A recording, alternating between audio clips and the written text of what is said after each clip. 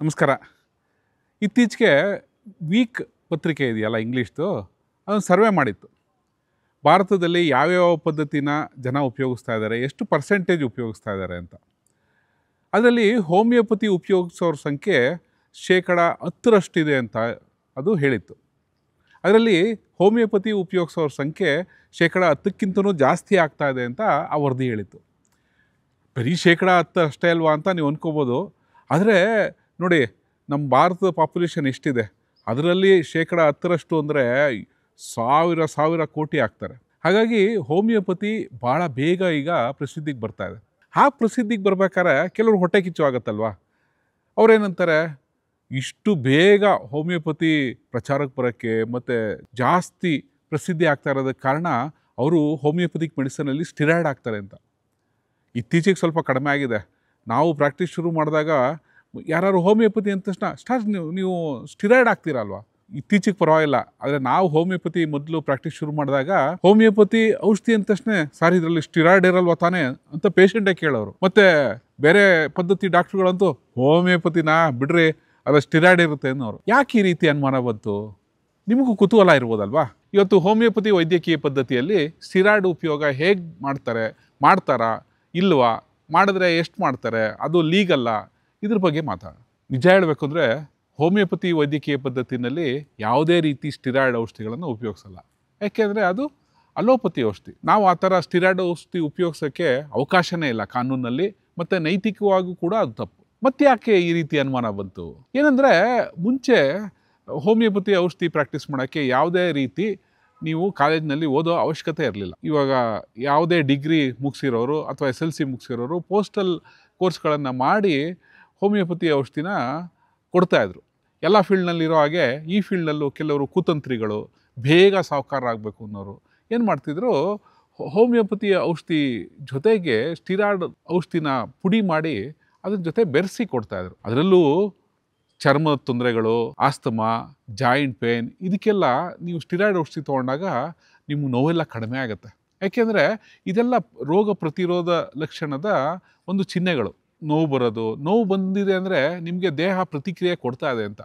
ಈ ಸ್ಟಿರಾಯ್ಡ್ ಏನು ಮಾಡುತ್ತೆ, ನೋವನ್ನೇ ಕಡಿಮೆ ಮಾಡಿಬಿಡುತ್ತೆ. ಮುಖ್ಯವಾಗಿ ದೇಹ ಹೊರಗಿನ ಒಂದು ಅಟ್ಯಾಕ್ಗೆ ರಿಯಾಕ್ಟ್ ಮಾಡೋದನ್ನೇ ಈ ಸ್ಟಿರಾಯ್ಡ್ ಔಷಧಿಗಳು ಕಡಿಮೆ ಮಾಡುತ್ತೆ. ಹಾಗಾದಾಗ ನಿಮಗೆ ನೋವು ಕಡಿಮೆ ಆಗುತ್ತೆ. ಆದರೆ ಇದನ್ನು ಬಿಡ್ತಿದ್ದ ಹಾಗೇ ಎಲ್ಲ ನೋವುಗಳು ಮತ್ತೆ ತಿರ್ಗಾ ಬರೋಕ್ಕೆ ಶುರು ಆಗುತ್ತೆ. ಆದರೆ ಹೋಮಿಯೋಪತಿನಲ್ಲಿ ಆ ಥರ ಇಲ್ಲ. ಸ್ಟಿರಾಯ್ಡಿಂದ ನೋವು ಕಡಿಮೆ ತಾತ್ಕಾಲಿಕ, ಆದರೆ ಹೋಮಿಯೋಪತಿ ಔಷಧಿನಲ್ಲಿ ನೋವುಗಳೆಲ್ಲ ಕಡಿಮೆ ಆಗುತ್ತೆ.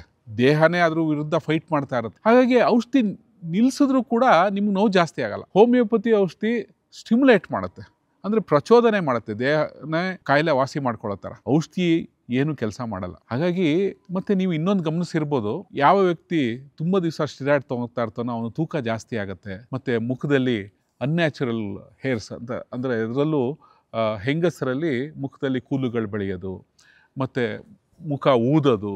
ಸ್ಟಿರಾಯ್ಡ್ ಔಷಧಿಗಳನ್ನ ಕಂಟಿನ್ಯೂಸ್ ಆಗಿ ಯಾವುದೇ ವೈದ್ಯರ ಮಾರ್ಗದರ್ಶನದ ಇಲ್ಲದೆ ನಾವೇ ಸೇವಿಸಿದಾಗ ಏನಾಗುತ್ತೆ ಅಂದರೆ, ಅದರಲ್ಲೂ ಅಗತ್ಯಕ್ಕಿಂತ ಹೆಚ್ಚಾಗಿ ಸೇವಿಸಿದಾಗ ಮುಖ ಎಲ್ಲ ಊತ ಬರುತ್ತೆ, ದೇಹದಲ್ಲಿ ಸಕ್ಕರೆ ಅಂಶ ಅಂದರೆ ಶುಗರ್ ಕಂಟೆಂಟ್ ಜಾಸ್ತಿ ಆಗುತ್ತೆ. ಬ್ಲಡ್ ರಿಪೋರ್ಟ್ ಮಾಡಿಸಿದ್ರೆ ನಿಮಗೆ ಶುಗರ್ ಹೈ ಅಂತ ತೋರಿಸುತ್ತೆ. ಮತ್ತು ಒಂದು ರೀತಿ ಮಂಕಿರುತ್ತೆ, ಆಲಸ್ಯ ಇರುತ್ತೆ, ಹಸುವು ಜಾಸ್ತಿ ಆಗುತ್ತೆ.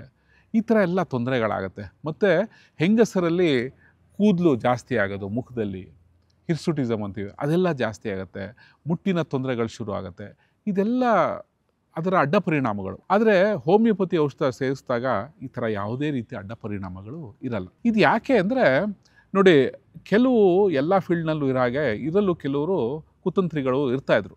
ಅವ್ರೇನು ಮಾಡಿದ್ರು, ಹೋಮಿಯೋಪತಿ ಔಷಧಿನ ಹೇಗೆ ನಾವು ಪರೀಕ್ಷೆ ಮಾಡೋದು, ಹೋಮಿಯೋಪತಿ ಔಷಧಿನಲ್ಲಿ ಸ್ಟಿರಾಯ್ಡ್ ಅಂಶ ಇದೆಯೋ ಇಲ್ವೋ, ಅದು ತುಂಬ ಮುಖ್ಯ. ಸಾಮಾನ್ಯವಾಗಿ ಹೋಮಿಯೋಪತಿ ಔಷಧಿನಲ್ಲಿ ಸ್ಟಿರಾಯ್ಡ್ ಅಂಶ ಇದೆಯೋ ಇಲ್ವೋ ಅಂತ ಚೆಕ್ ಮಾಡೋಕ್ಕೆ ಕ್ಯಾಲೋರಿಮೆಟ್ರಿ ಅಂತ ಒಂದು ಪರೀಕ್ಷೆನ ಮಾಡ್ತಾರೆ ಲ್ಯಾಬ್ನಲ್ಲಿ. ಈ ಕ್ಯಾಲೋರಿಮೆಟ್ರಿ ಟೆಸ್ಟ್ ಮಾಡಿದಾಗ ಕೆಲವೊಂದು ಸತಿ ಫಾಲ್ಸ್ ಪಾಸಿಟಿವ್ ಬಂದ್ಬಿಡುತ್ತೆ. ಅಂದರೆ ಸ್ಟಿರಾಯ್ಡ್ ಇಲ್ಲದೆ ಇದ್ರೂ ಸ್ಟಿರಾಯ್ಡ್ ಇದೆ ಅಂತ ಬರುತ್ತೆ. ಇದು ಯಾಕಾಗುತ್ತೆ? ಅದರಲ್ಲೂ ಹೋಮಿಯೋಪತಿ ಔಷಧಿ ನೀವು ಚೆಕ್ ಮಾಡಿದಾಗ ಅಂದರೆ, ಹೋಮಿಯೋಪತಿ ಔಷಧಿ ಹಾಳಾಗದೇ ಇರಲಿ ಅಂತ ಸ್ವಲ್ಪ ಹಾಲಿನ ಪುಡಿ ನಾವು ಬೆರೆಸ್ತೀವಿ ಔಷಧಿ ಪ್ಯಾಕ್ ಮಾಡಿಕೊಡ್ಬೇಕಾದ್ರೆ. ಈ ಹಾಲಿನ ಪುಡಿನಲ್ಲಿ ಸಕ್ಕರೆ ಅಂಶ ಇರುತ್ತಲ್ವ, ಈ ಸಕ್ಕರೆ ಅಂಶ ಕೆಲವೊಂದು ಸತಿ ಫಾಲ್ಸ್ ಪಾಸಿಟಿವ್ ರಿಪೋರ್ಟ್ ಬಂದ್ಬಿಡುತ್ತೆ. ಅಂದರೆ ಸ್ಟಿರಾಯ್ಡ್ ಇಲ್ಲದೇ ಇದ್ರೂ ಇದೆ ಅಂತ ರಿಸಲ್ಟ್ ಕೊಟ್ಬಿಡುತ್ತೆ.